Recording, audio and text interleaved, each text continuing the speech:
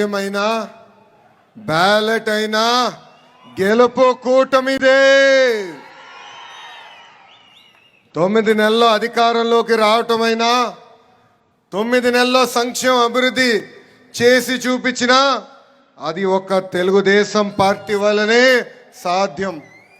ఆనాడు 9 నెలల్లోనే తెలుగుదేశం పార్టీని అధికారంలోకి తీసుకొచ్చిన విశ్వవిఖ్యాత నట సార్వభౌమ స్వర్గీయ శ్రీ నందమూరి తారక రామారావు గారు 9 నెలల్లోనే రాష్ట్రానికి అభివృద్ధి సంక్షేమం ఏంటో చేసి చూపించిన పేదల నాయకుడు, మన ప్రీతమ నాయకుడు చంద్రబాబు నాయుడు గారు.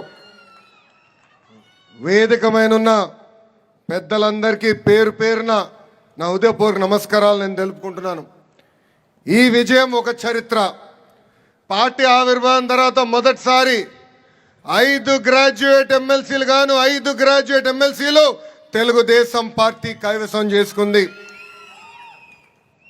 గౌరవ అధ్యక్షుల వారితో చర్చించినప్పుడు గెలుపు కాదు, భారీ మెజార్టీతో గెలిస్తేనే ఇది ఒక గెలుపు అని ఆనాడు చెప్తాం జరిగింది.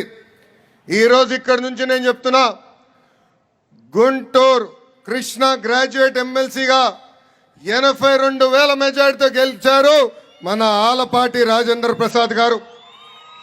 ఈస్ట్ వెస్ట్ గోదావరి గ్రాడ్యుయేట్ ఎమ్మెల్సీగా 77,500 ఓట్ల భారీ మెజార్టీతో గెలిచారు మన రాజశేఖర్ గారు. ఈరోజు నేను గర్వంగా చెప్తున్నా, కౌన్సిల్లో పులుల్లాగా మన ఎమ్మెల్సీలు పనిచేస్తున్నారు. ఇంకొక 2 నాయకులు ఈరోజు కౌన్సిల్కి రాబోతాం. నిజంగానే చాలా చాలా ఆనందంగా ఉంది. ఇంత విజయాన్ని అందించిన గ్రాడ్యుయేట్లకి, గెలుపు కోసం పనిచేసిన గౌరవ శాసనసభ్యులు, మంత్రివర్యులు, జోనల్ కోఆర్డినేటర్లు, ప్రత్యేకంగా నాకు ప్రాణ సమానమైన కార్యకర్తలకి పేరు పేరున నా హృదయపూర్వక ధన్యవాదాలు తెలుపుకుంటున్నా. ప్రజలు కొట్టిన దెబ్బకి పులివెందుల ఎమ్మెల్యే ఇంకా కోలుకోలేదబ్బా. ఆయన కొత్త పేరు పెట్టిన వన్ డే ఎమ్మెల్యే. ఏంటది? ఒకరోజు ఎమ్మెల్యే. ఒకరోజు ఎమ్మెల్యే అసెంబ్లీకి కరెక్ట్గా ఒకరోజు వచ్చి వెళ్ళిపోతాడబ్బా. ప్రజలు ఆయనకి ప్రతిపక్ష హోదా ఇవ్వలేదని తెలిసినా అసెంబ్లీకి వచ్చి ఒక్కరోజు నాకు ప్రతిపక్ష హోదా ఇవ్వండి అని చెప్పి వెళ్ళిపోతాడు. ఎక్కడికి వెళ్తాడు? బెంగళూరుకి పారిపోతాడు. అందుకే ఆయన తెలుసు, గ్రాడ్యుయేట్ ఎమ్మెల్సీలో క్యాండిడేట్ పెడితే డిపాజిట్ రాదని.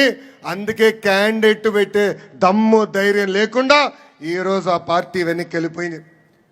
2023 ఎన్నికల్లో జరిగిన గ్రాడ్యుయేట్ ఎన్నికల్లో మనం విజయం ఎట్లా సాధించామో మీ అందరికి తెలిసిందే. అప్పుడు గ్రాడ్యుయేట్ ఎన్నికల్లో ఏకంగా ఒక గేమ్ చేంజర్గా మారింది. ఆ ఎన్నికలతో రాష్ట్ర రాజకీయ పరిస్థితులు కూడా మారిపోయినాయి. పార్టీ ఆవిర్భావం తర్వాత మొదటిసారి 8 నెలలు ముందుగానే క్యాండిడేట్లు మనం ప్రకటించుకున్నాం. ఒక వెస్ట్ రాయలసీమ గ్రాడ్యుయేట్ ఎమ్మెల్సీగా రామ్ గోపాల్ రెడ్డి గారు ఏమి, ఈస్ట్ రాయలసీమ గ్రాడ్యుయేట్ ఎమ్మెల్సీగా ఒక కంచర్ల శ్రీకాంత్ గారు ఏమి, ఉత్తరాంధ్ర గ్రాడ్యుయేట్ ఎమ్మెల్సీగా చిరంజీవి గారేమి ఆ రోజు ఒక ఘన విజయం సాధించారు. ఆ ఎన్నికల దెబ్బకే వైకాపా దిమ్మ ఆనాడే తిరిగింది. ఆ రోజు నుంచే సీన్ రివర్స్ అయింది. కట్ చేసి ముందుకు చూస్తే 164 సీట్లతో ప్రజా ప్రభుత్వం ఆంధ్ర రాష్ట్రంలో ఏర్పడింది. ఒక పక్కన మోడీ గారు మేనియా, ఇంకో పక్కన బాబు గారు బ్రాండ్, ఇంకో పక్కన నాకు అన్న సమానమైన పవన్ అన్న పవర్ దెబ్బకి వైకాపా దిమ్మ తిరిగింది, దుకాణం బంద్ అయింది. అసలు దేశానికి సంక్షేమం పరిచయం చేసిన వ్యక్తి అన్న ఎన్టీఆర్. వైకాపా ప్రభుత్వంలో 5 ఏళ్ళు చేయని సంక్షేమం మన ప్రభుత్వ అధికారంలోకి వచ్చిన మొదటి 9 నెలల్లో చేసి చూపించాం. మొదటిది పెన్షన్. ఇక్కడున్న కార్యకర్తలు అందరూ ఆలోచించాలి. 2014లో చాలి 200 రూపాయల పెన్షన్ని ఒకే సంతకంతో 5 రెట్లు పెంచి 1000 రూపాయలు చేసిన ఘనత మన నాయకుడు చంద్రబాబు నాయుడు గారి. అంతేకాదు అదే 1000 రూపాయల పెన్షన్ని తిరిగి 2000 రూపాయలు చేసిన ఘనత కూడా మన నాయకుడు చంద్రబాబు నాయుడు గారిది. ఈరోజు మన ప్రభుత్వ అధికారంలోకి వచ్చిన మొదటి నెలలోనే 3000 రూపాయల పెన్షన్ని 4000 రూపాయలు చేసిన ఘనత కూడా మన నాయకుడు చంద్రబాబు నాయుడు గారిది. అంతేకాదు దివ్యాంగులకి 3000 రూపాయల పెన్షన్ గతంలో వస్తే ఒకే ఒక సంతకంతో 6000 రూపాయలు చేశారు. ఇంకా ఏకంగా బెడ్కి పరిమితమైన ఇబ్బంది పడుతున్న వాళ్ళకి ప్రతి నెల మన ప్రభుత్వం 15,000 రూపాయలు ఈరోజు పెన్షన్ ఇస్తాం జరుగుతుంది. అంతేకాదు 198 అన్న క్యాంటీన్ తిరిగి ప్రారంభించాం. దీపం పథకం ద్వారా ఇప్పటికీ 1 కోటి కుటుంబాలకి ఈ స్కీమ్ వర్తించింది. వచ్చే మే మాసంలో తల్లికి వందనం కింద ఎంతమంది బిడ్డలున్నా చదువుకుంటున్న బిడ్డలకి 15,000 రూపాయలు మన ప్రభుత్వం అందజేయబోతుంది. అంతేకాదు మే మాసంలో అన్నదాత సుఖీభవ కింద రైతులు కూడా డబ్బులు అందజేసే బాధ్యత మన ప్రభుత్వం తీసుకోబోతుంది. ఇంకా 20 లక్షల మందికి ఉద్యోగాలు కల్పిస్తామని మేనిఫెస్టోలో భారతదేశ చరిత్రలో ఏ పార్టీ చేయని విధంగా దమ్ము ధైర్యం ఉన్న పార్టీ తెలుగుదేశం పార్టీ మేనిఫెస్టోలో పెట్టింది. ఈ గ్రాడ్యుయేట్ గెలుపు యువతది. ఆంధ్ర రాష్ట్ర యువకులకి నేను చెప్తున్నా, మా పైన మాకు మీరు బాధ్యత పెంచారు. ఒక పద్ధతి ప్రకారం డిఎస్సి నిర్వహిస్తాం. జాబ్ క్యాలెండర్ కూడా ఒక పద్ధతి ప్రకారం నిర్వహిస్తాం. అంతేకాదు ఈ నెల అంటే మార్చి నెలలోనే 16,347 టీచర్ పోస్ట్ భర్తీ చేసే మెగా డిఎస్సి కూడా మన అనౌన్స్మెంట్ చేసి గతంలోనే చేశాం. ఇప్పుడు ఏకంగా ఆ కార్యక్రమం కూడా అంటే నోటిఫికేషన్ ఇస్తాం. ఇప్పటికే 6,78,000 కోట్ల పెట్టుబడి తీసుకొచ్చాం. ఆ పెట్టుబడుల ద్వారా దాదాపు 4,28,000 మందికి ఉద్యోగాలు కల్పించడానికి అవకాశం రాబోతుంది. ఒక టీసీఎస్ కానీ ఆర్సిలర్ మిత్తల్ కానీ ఎన్టీపీసీ గ్రీన్ కానీ బీపీసీఎల్ కానీ రిలయన్స్ ఇండస్ట్రీ కానీ ఎల్జీ ఎలక్ట్రానిక్స్ కానీ ఇలా అనేక పరిశ్రమలు ఆంధ్ర రాష్ట్రానికి మన ప్రభుత్వం తీసుకొచ్చింది. ఇంకా గత ప్రభుత్వం తీసుకున్న చెత్త నిర్ణయాలు కూడా మనం రద్దు చేస్తాం జరిగింది. దాంట్లో భాగంగా ల్యాండ్ టైటిలింగ్ యాక్ట్ మనం రద్దు చేశాం. చెత్త పైన వేసే పన్ను కూడా మన ప్రభుత్వం రద్దు చేసింది. ఇంకా మత్స్యకారులకి ఉపాధి దెబ్బతీసే జియో 217 కూడా మన ప్రభుత్వం రద్దు చేసింది. కేంద్రంలో ఉన్న ప్రధానమంత్రి నరేంద్ర మోడీ గారి సహకారంతో ఎప్పుడు లేని విధంగా మన రాష్ట్రాన్ని మనం అభివృద్ధి చేసుకుంటున్నాం. గతంలో మనం చూసాం అమరావతి పనులు వేగంగా జరిగే సమయంలో అడ్డంగా పడుకుని పనులని ఆపేశారు.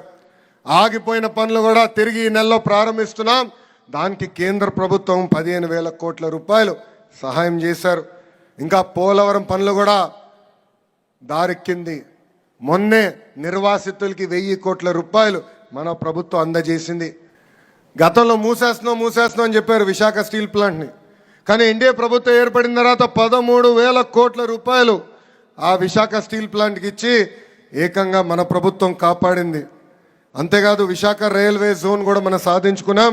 ఆఖరికి రోడ్డు పైన పడిన గుంటలు కూడా పూడ్చిన ఘనత మన ప్రభుత్వం ఉందని సభాముఖం అందరూ తెలుపుతున్నా. దేశంలోనే ఏ పార్టీకి లేని బలం మన పార్టీకి ఉంది. కార్యకర్తలే తెలుగుదేశం పార్టీ బలగం.